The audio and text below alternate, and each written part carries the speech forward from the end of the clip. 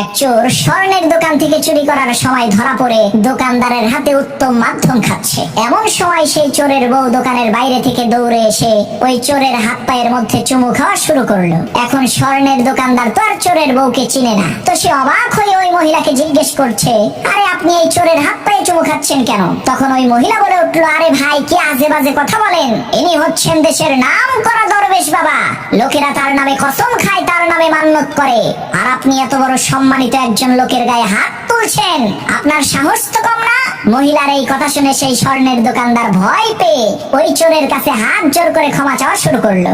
এমন সময় সেই চোর বলে উঠলো, আরে বাজান তুই চিন্তা করিস না, মানুষ মাত্রই ভুল, এই নে আমার এই রুমালটা তোর চোখের উপরে রাখ, তোর সারা জীবনের সমস্ত গুনাহ মুহূর্তের মধ্যেই মাফ হয়ে যাবে। দোকানদার যখনই ওই রুমালটা চোখের উপরে রেখেছে তখন সাথে সাথে সে অজ্ঞান হয়ে গেল।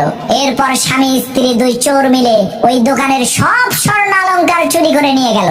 এই ঘটনার 5 বছর পর কয়েকজন পুলিশ সেই চোরকে ওই দোকানদারের কাছে ধরে নিয়ে এসে বলছে, ভাই বলেন তো এই চোর আপনার দোকান থেকে কিভাবে চুরি করেছে?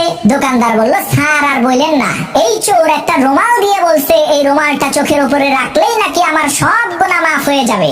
যখনই আমি রুমালটা চোখের উপরে রেখেছি সাথে সাথে আমি অজ্ঞান হয়ে গেছি। তখন পুলিশ বলল, আরে ভাই আমরা বিষয়টা ভালো মতো বুঝতে পারছি না, এই যে আমার এই রুমালটা হাতে নিয়ে বিষয়টা ভালো করে আমাদেরকে বুঝিয়ে দাও।